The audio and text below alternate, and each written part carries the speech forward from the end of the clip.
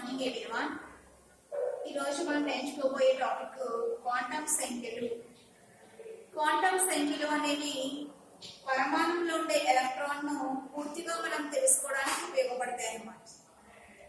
పరమాణువులో ఎలక్ట్రాన్లు ఉంటాయి. ఆ ఎలక్ట్రాన్ల గురించి పూర్తిగా మనకి తెలియడం కోసం ఉపయోగపడే వాటిని క్వాంటం సంఖ్యలు అంటాం. ఈ క్వాంటం సంఖ్యలు 4 ఉంటాయి. ఫస్ట్ ది ప్రధాన క్వాంటం సంఖ్య.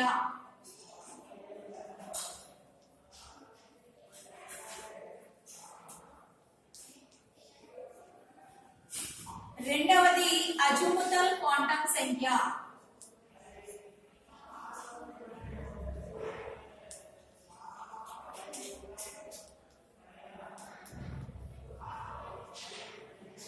మూడవది అయస్కాంత క్వాంటం సంఖ్య.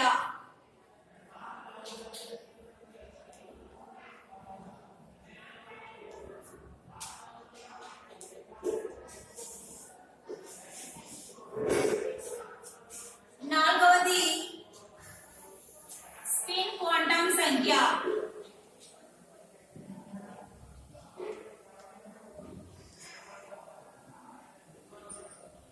ఒక్కొక్క క్వాంటం సంఖ్య గురించి చూద్దాం. ఫస్ట్ ది ప్రధాన క్వాంటం సంఖ్య.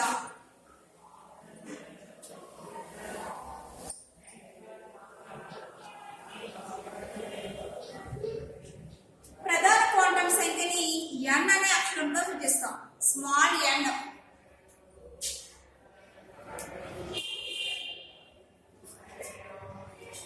దీన్ని మనకి కనిపెట్టినటువంటి శాస్త్రవేత్త నీల్స్ బోర్.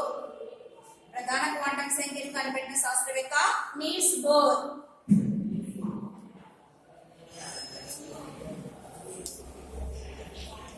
దీన్ని n అనే అక్షరంతో సూచిస్తున్నాను.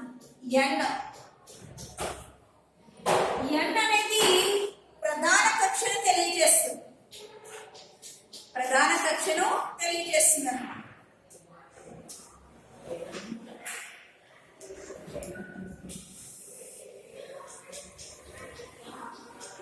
మనకి పరమాణు మధ్య భాగంలో, ఇది పరమాణు అనుకుంటే ఈ మధ్య భాగంలో కేంద్రకం ఉంటుంది. ఈ కేంద్రకం చుట్టూ ఎలక్ట్రాన్లు వృత్తాకార మార్గాల్లో ఇలా తిరుగుతూ ఉంటాయి. ఆ వృత్తాకార మార్గాల్ని మనం ఆర్బిట్లు అంటాం. ఆ వృత్తాకార మార్గాలను తెలియజేసేదే ప్రిన్సిపల్ క్వాంటం నంబర్, అంటే ప్రధాన క్వాంటం సంఖ్య n అన్నమాట.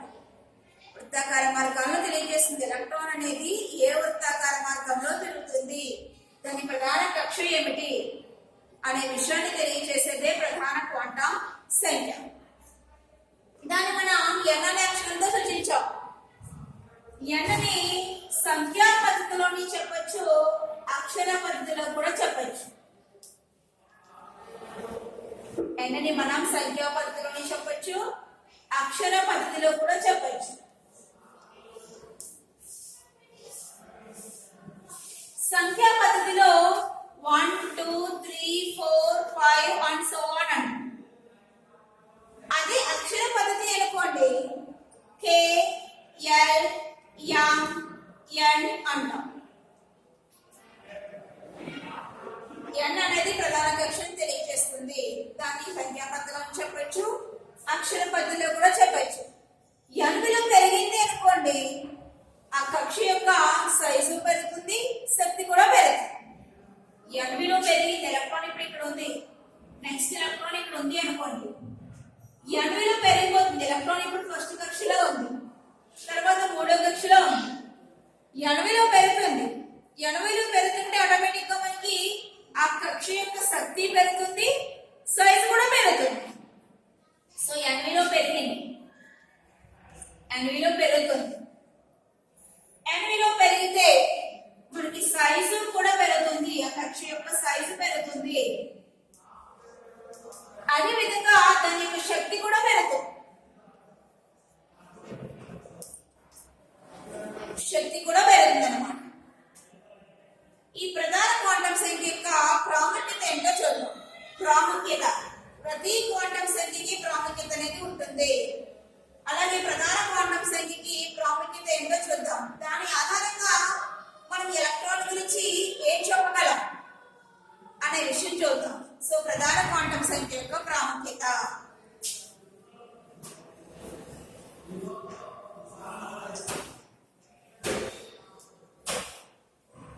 ఈ ప్రధాన క్వాంటం సంఖ్య ఆధారంగా కక్ష యొక్క సైజు మరియు శక్తిని చెప్పచ్చు. కక్ష యొక్క సైజు మరియు శక్తిని తెలియజేయచ్చు అన్నమాట. సో దీని యొక్క ప్రాముఖ్యత కక్ష యొక్క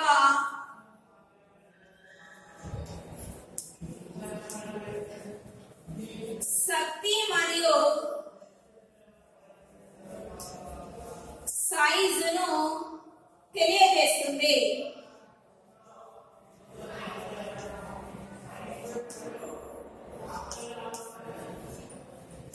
కక్ష యొక్క సైజు మరియు శక్తిని తెలియజేస్తుంది. ఇది ప్రధాన క్వాంటం సంఖ్య గురించి. మనకి క్వాంటం సంఖ్యలు అనేవి 4 ఉన్నాయి. దాంట్లో ఫస్ట్ది ప్రధాన క్వాంటం సంఖ్య. ఈ ప్రధాన క్వాంటం సంఖ్యను మనకి ప్రతిపాదించిన శాస్త్రవేత్త నీల్స్ బోర్. ఈయన దీన్ని n అనే అక్షరంతో సూచించారు.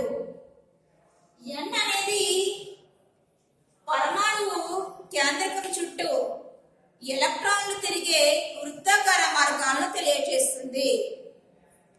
ఆ వృత్తాకార మార్గాలనే మనం ప్రధాన కక్షలు అంటాము. అంటే ఇప్పుడు ప్రధాన కక్షల్ని తెలియజేసేదే n అన్నమాట. ఈ n ని సంఖ్యా పద్ధతిలో చెప్పచ్చు, అక్షర పద్ధతిలో కూడా మనం చెప్పచ్చు. సంఖ్యా పద్ధతిలో అయితే n ని 1 2 3 4 5 అని చెప్తాం. అదే అక్షర పద్ధతి అనుకోండి KLM అని చెప్తాం. ఈ n విలువ పెరిగిపోయింది అనుకోండి, ఆటోమేటిక్ గా ఈ కక్ష యొక్క శక్తి పెరిగిపోతుంది, సైజ్ కూడా పెరిగిపోతుంది. ఇందుకీ ఈ ప్రధాన క్వాంటం సంఖ్య యొక్క ప్రాముఖ్యత ఏంటి, దాని ఆధారంగా మనం ఏం చెప్పొచ్చు అనే విషయానికి వస్తే, ప్రధాన క్వాంటం సంఖ్య అనేది కక్ష యొక్క సైజు మరియు శక్తిని తెలియజేస్తుంది అనమాట. ఎలక్ట్రాన్ ఏ కక్షలో ఉందో ఆ కక్ష యొక్క సైజు మరియు శక్తిని తెలియజేసేదే ప్రధాన క్వాంటం సంఖ్య. రెండో క్వాంటం సంఖ్య గురించి చూద్దాం.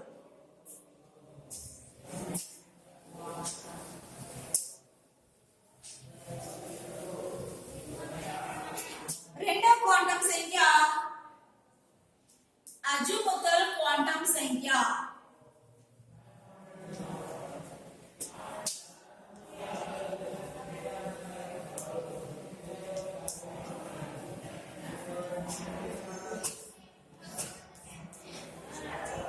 అజుముతల్ క్వాంటం సంఖ్య దీన్ని మనకి ప్రతిపాదించినటువంటి శాస్త్రవేత్త సోమర్ఫెల్డ్. దీన్ని ప్రతిపాదించిన శాస్త్రవేత్త చెప్పిన శాస్త్రవేత్త సోమర్ఫెల్డ్. దీన్ని L అనే అక్షరంతో సూచిస్తాం. స్మాల్ L అనే అక్షరంతో సూచించాం అజుముతల్ క్వాంటం సంఖ్య. ఈ అజుముతల్ క్వాంటం సంఖ్యకే ఇంకొక పేరు కూడా ఉంది. అది కోణీయ ద్రవ్య వేగ క్వాంటం సంఖ్య. అజుముతల్ క్వాంటం సంఖ్యనే మనం కోణీయ ద్రవ్య వేగ క్వాంటం సంఖ్య అని కూడా అంటాం.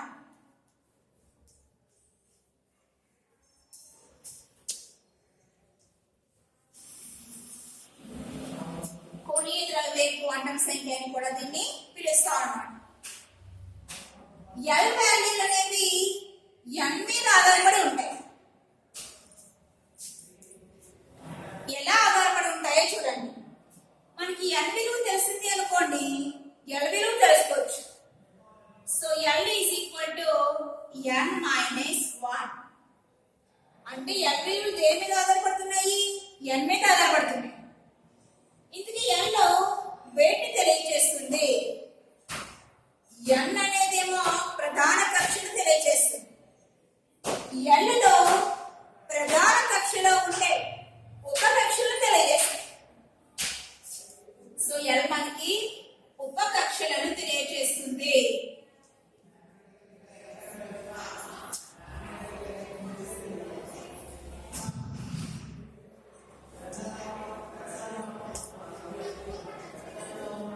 ఏ విధంగా తెలియజేస్తుందో చూద్దాం. ఉదాహరణకి n విలువ 1 అనుకుందాం. n 1 అయితే L ఏమవుతుందో చూద్దాం. L is equal to 1 minus 1 అంటే 0. L విలువ 0 అయితే దాన్ని S ఒక కక్ష అంటారు. ఎస్ ఉపకక్ష ఎస్ ఉపకక్షలో ఉందనుకోండి, దాని ఆకృతి గోళాకారం. ఆకృతి వచ్చేసి గోళాకారం. n విలువ 1 అయితే l విలువ 0 అవుతుంది. 0 అయితే ఉపకక్ష వచ్చేసి s. దాని ఆకృతి గోళాకారం. s అంటే ఆకృతి గోళాకారం. n విలువ 2 అనుకుందాం. n విలువ 2 అయితే l విలువ 2 - 1 అంటే 1. 1 అయితే p ఆర్బిటాల్. అది p ఆర్బిటాల్. p ఉపకక్షలో ఉంది. ఉపకక్ష వచ్చేసి p. p ఆర్బిటాల్ యొక్క ఆకృతి డంబెల్. p ఆర్బిటాల్ యొక్క ఆకృతి డంబెల్. ఇప్పుడు n విలువ 3 అనుకుందాం. మూడో కక్షలో ఉందంట. అప్పుడు ఉపకక్షలు ఏంటో చూస్తున్నాం. సో n విలువ 3 అయితే l విలువ 3 - 1 అంటే 2. l విలువ 2 అయితే ఉపకక్ష వచ్చేసి d. d కి ఆకృతి డబుల్ డంబెల్.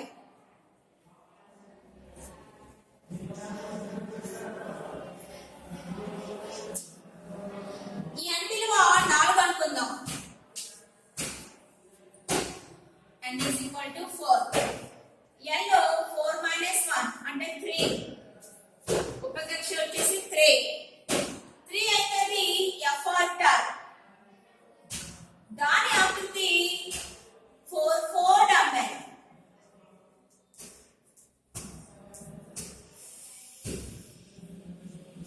ఇలా l విలువలు అనేవి n విలువ మీద ఆధారపడి ఉంటున్నాయి. l విలువను బట్టి మనం ఏం చెప్తున్నాం? కక్షలో ఉన్నటువంటి ఉపకక్షలు చెప్పగలుగుతున్నాం.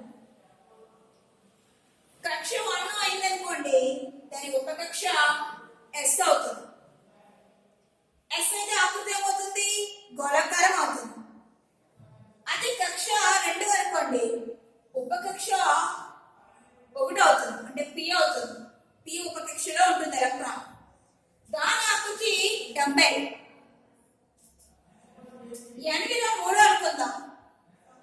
అప్పుడు l విలువ 2 అవుతుంది.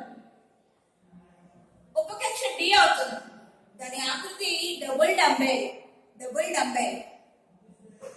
అలా కాకుండా n అనేది 4వ కక్షలో ఉంది అనుకుందాం. దానికి ఉపకక్ష 3 అవుతుంది అంటే f ఉపకక్షలో ఉంది. దాని ఆకృతి 4 4 డంబెల్. అంటే అజిముతల్ క్వాంటం సంఖ్య l ని బట్టి మన ఆకృతిని చెప్పగలుగుతున్నాం. ఆర్బిటాల్ యొక్క ఆకృతిని చెప్పగలుగుతున్నాము. అది దాని యొక్క ప్రాముఖ్యత అన్నమాట. ఆర్బిటాల్ కి ఆకృతి చెప్పగలుగుతున్నాము. గోళాకారం అని, డంబెల్ అని, డబుల్ డంబెల్ అని, 4 4 డంబెల్ అని. ఉపకక్ష ఏదైతే అవుతుందో దాన్ని బట్టి ఆకృతి చెప్తాం అనమాట. ఆ ఉపకక్ష తెలియజేసేది ఎవరు? అజిముతల్ క్వాంటం సంఖ్య.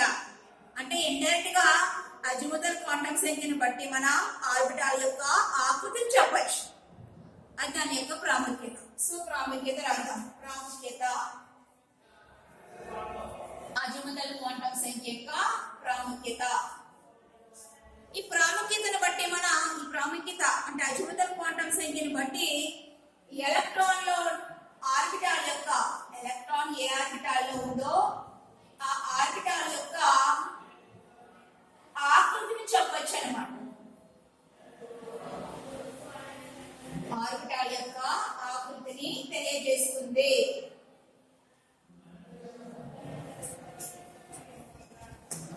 s ఉపకక్ష అనుకోండి, గోళాకార ఆకృతి ఉంటుంది ఆర్బిటాల్. p ఉపకక్ష అనుకోండి, డంబెల్ ఆకృతి ఉంటుంది. d ఉపకక్ష అనుకోండి, డబుల్ డంబెల్ ఆకృతి ఉంటుంది. అదే f ఉపకక్ష అయితే 4 4 డంబెల్ ఆకృతి ఉంటుంది. అజిముతల్ క్వాంటం సంఖ్యను ఆధారంగా చేసుకుని మనం ఏం చెప్పగలుగుతున్నాం? ఉపకక్ష యొక్క ఆకృతిని చెప్పగలుగుతున్నాం. దాని నిర్మాణం చెప్పగలుగుతున్నాం. ఓకేనా? రెండవ క్వాంటం సంఖ్య వచ్చేసి అజిముతల్ క్వాంటం సంఖ్య. దాన్ని మనకు ప్రతిపాదించేటువంటి శాస్త్రవేత్త సోమర్ఫెల్డ్. దీన్ని ఎల్లల యాక్షన్ గా సృష్టించాము. n ని కోణీయ ద్రవ్యవేగ క్వాంటం సంఖ్య అని కూడా అంటాము. L విలువలు అనేవి n మీద ఆధారపడి ఉంటాయి. ఏ విధంగా ఆధారపడి ఉంటాయంటే L n - 1 అంటే n విలువ తెలిస్తే L విలువలు తెలుసుకోవచ్చు. L విలువలు 0 1 2 3 వచ్చాయి. L విలువ 0 అయితే ఉపకక్ష వచ్చేసి S అవుతుంది. దాని ఆకృతి గోళాకారం. L విలువ 1 అయితే ఉపకక్ష P అవుతుంది. దాని ఆకృతి డంబెల్. L విలువ 2 అయితే ఉపకక్ష D అవుతుంది. దాని ఆకృతి డబుల్ డంబెల్. L విలువ 3 అయితే ఉపకక్ష F అవుతుంది. దాని ఆకృతి 4 డంబెల్. అంటే మనకి L విలువ అనేది ఆర్బిటాల్ యొక్క ఆకృతిని తెలియజేస్తుంది. అది దాని యొక్క ప్రాముఖ్యత. మూడో క్వాంటం సంఖ్య ఏంటో చూద్దాం.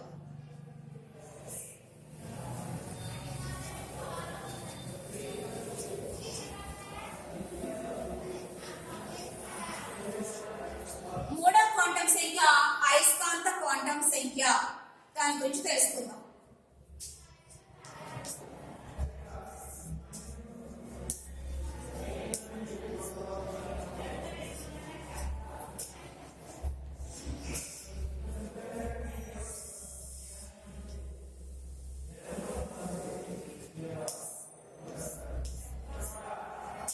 అయస్కాంత క్వాంటం సంఖ్య దీన్ని మనకు ప్రతిపాదించినటువంటి శాస్త్రవేత్త లాండే. అయస్కాంత క్వాంటం సంఖ్యని ప్రతిపాదించినటువంటి శాస్త్రవేత్త లాండే. దీన్ని స్మాల్ m అనే అక్షరంతో సూచిస్తారు. m విలువలు అనేవి L మీద ఆధారపడి ఉంటాయి. ఎలా ఆధారపడి ఉంటున్నాయో చూడండి. m is equal to 2 into L plus 1. 2L plus 1. అంటే L విలువ తెలిస్తే m విలువ తెలుసుకోవచ్చు మనం. ఈ m అనేది మొత్తం ఆర్బిటాల సంఖ్యను తెలియజేస్తుంది. పరమాణుల మొత్తం ఎన్ని ఆర్బిటాలు ఉన్నాయో ఆర్బిటాల సంఖ్యను తెలియజేసేదే m అన్నమాట. సో m దేన్ని తెలియజేస్తుంది? మొత్తం ఆర్బిటాల సంఖ్య.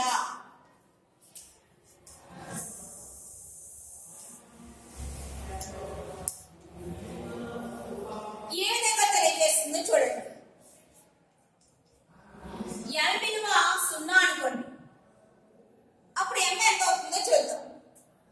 m is equal to 2 into 0 plus 1 అంటే 1. m విలువ 1 వచ్చింది. అంటే L 0 అయినప్పుడు S ఉపకక్షలో ఉంటుంది ఎలక్ట్రాన్. మొత్తం ఎలక్ట్రాన్ సంఖ్య ఎంత? 1. ఓకేనా? నెక్స్ట్ L విలువ 1 అనుకుందాం. 1 అనుకుంటే దానికి m విలువ 2 into 1 plus 1 అంటే 3. L 1 అయినప్పుడు ఎలక్ట్రాన్ ఏ కక్షలో ఉంటుంది? P ఉపకక్షలో ఉంటుంది. మొత్తం ఎలక్ట్రాన్ సంఖ్య ఏమో 3. ఆ 3 అంటే చూడండి P లో ఉంది ఎలక్ట్రాన్. ఉపకక్ష P. మొత్తం ఎలక్ట్రాన్లు ఏమో 3. మొత్తం కక్షలేమో 3. అవి ఏంటంటే మనకి px, ఆ 3 వచ్చేసి px, py, pz.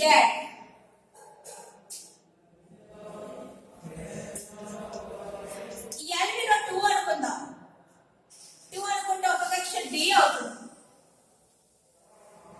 ఇప్పుడు m విలువ 2 into 2 plus 1 అంటే 5.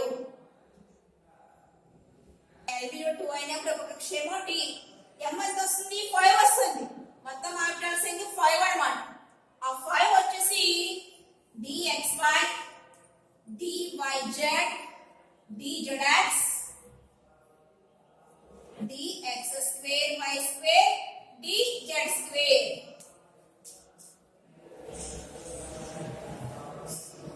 L విలువ 3 అనుకుందాం. L is equal to 3. 3 అంటే ఉపకక్ష F.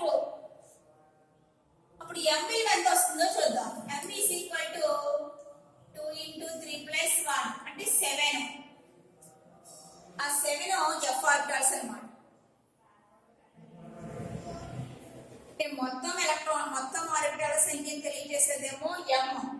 ఆ m దేని మీద ఆధారపడుతుంది? l మీద ఆధారపడి ఉంటుంది. ఇది అయస్కాంత క్వాంటం సంఖ్య. దీని ప్రాముఖ్యత ఏంటో చూద్దాం. సో ప్రాముఖ్యత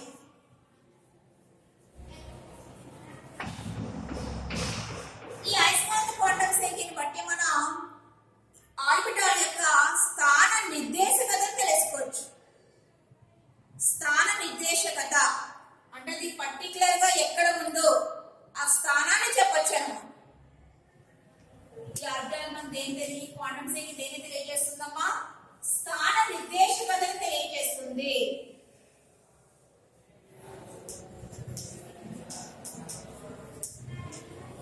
అయస్కాంత క్వాంటం సంఖ్య అనేది స్థాన నిర్దేశకతను తెలియజేస్తుంది అన్నమాట. మూడో క్వాంటం సంఖ్య వచ్చేసి అయస్కాంత క్వాంటం సంఖ్య. దీన్ని మనం ప్రతిపాదించినటువంటి శాస్త్రవేత్త ల్యాండే. ఈయన దీన్ని m అనే అక్షరంతో సూచించారు. m విలువ అనేది మొత్తం ఆర్బిటాల సంఖ్యను తెలియజేస్తుంది. ఈ m విలువ l విలువపై ఆధారపడి ఉంటుంది. ఈ విధంగా ఆధారపడుతుందంటే m = 2 × l + 1. n అనేది 0 అయితే m 1 అవుతుంది. మొత్తం ఆర్బిటాల సంఖ్య 1 అన్నమాట. l విలువ 1 అయితే p ఉపకక్షలో ఎలక్ట్రాన్ ఉంటుంది. అప్పుడు m విలువ 3. మొత్తం ఆర్బిటాల సంఖ్య 3. ఏంటవి? px, py, pz. l విలువ 2 అయితే ఎలక్ట్రాన్ d ఉపకక్షలో ఉంది. అప్పుడు m విలువ 5. ఏంట 5? dxy, dyz, dzx, dx2 y2, dz2. l విలువ 3 అనుకోండి. m విలువ 7. అవి f ఆర్బిటాల్స్. సో ఎలక్ట్రాన్ యొక్క స్థాన నిర్దేశకతని తెలియజేసే క్వాంటం సంఖ్య అయస్కాంత క్వాంటం సంఖ్య. లాస్ట్ క్వాంటం సంఖ్య ఏంటో చూద్దాం.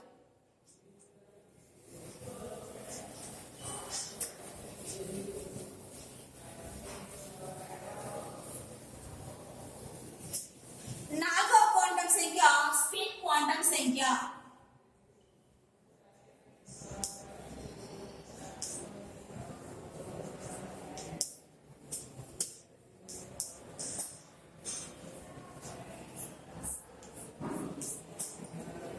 క్వాంటం సంఖ్య దీన్ని మనకు ప్రతిపాదించిన శాస్త్రవేత్తలు ఉలెన్బెక్.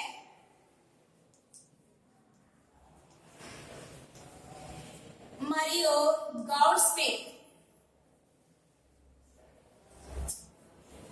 వీళ్ళిద్దరూ స్పిన్ క్వాంటం సంఖ్యని ప్రతిపాదించారు. దీన్ని మనం స్మాల్ s అనే అక్షరంతో సూచిస్తాం. Small s. ఈ s అనేది ఎలక్ట్రాన్ ఏ విధంగా మనకి తిరుగుతుంది అనే విషయాన్ని తెలియజేస్తుంది. కేంద్రకం చుట్టూ ఎలక్ట్రాన్ అనేది ఏ దిశలో మనకి తిరుగుతుంది, ఎలక్ట్రాన్ యొక్క దిశను తెలియజేసేదే స్పిన్ క్వాంటం సంఖ్య అన్నమాట. ఎలక్ట్రాన్ సవ్య దిశలో తిరుగుతుంది అనుకుందాం. సవ్య దిశ అంటే ఇలా ఎలక్ట్రాన్ సవ్య దిశలో తిరుగుతుంది. సవ్య దిశలో తిరుగుతున్నప్పుడు దానికి స్పిన్ విలువ +.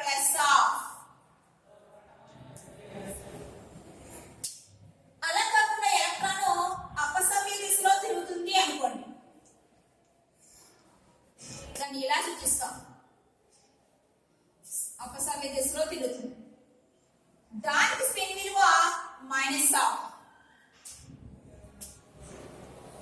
ఎలక్ట్రాన్ యొక్క దిశను నిర్దేశించేదే స్పిన్ క్వాంటం సంఖ్య. దాన్ని మనకు ప్రతిపాదించిన శాస్త్రవేత్త ఉలెన్బెక్ మరియు గౌడ్స్మిట్. దాన్ని s అనే అక్షరంతో సూచించారు. ఎలక్ట్రాన్ సవ్య దిశలో తిరుగుతుంటే దానికి స్పిన్ విలువ ఏమో +. అదే ఎలక్ట్రాన్ అపసవ్య దిశలో తిరుగుతుంటే స్పిన్ విలువ ఏమో -. దీని యొక్క ప్రాముఖ్యత వచ్చేసి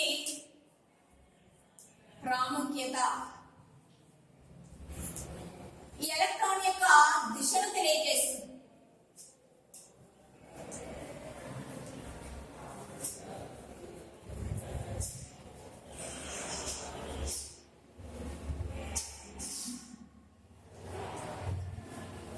ఎలక్ట్రాన్ యొక్క దిశను తెలియజేస్తుంది. వేగంగా ఉంది అని. ఈ విధంగా మనం ఈ 4 క్వాంటం సంఖ్యలు అయినటువంటి ప్రధాన క్వాంటం సంఖ్య, అజీముథల్ క్వాంటం సంఖ్య, అయస్కాంత క్వాంటం సంఖ్య, స్పిన్ క్వాంటం సంఖ్య, ఈ 4 క్వాంటం సంఖ్యలను ఆధారంగా చేసుకుని ఎలక్ట్రాన్ గురించి పూర్తిగా మనం వివరించవచ్చు అన్నమాట. నెక్స్ట్ టాపిక్ నెక్స్ట్ క్లాస్ లో చూద్దాం.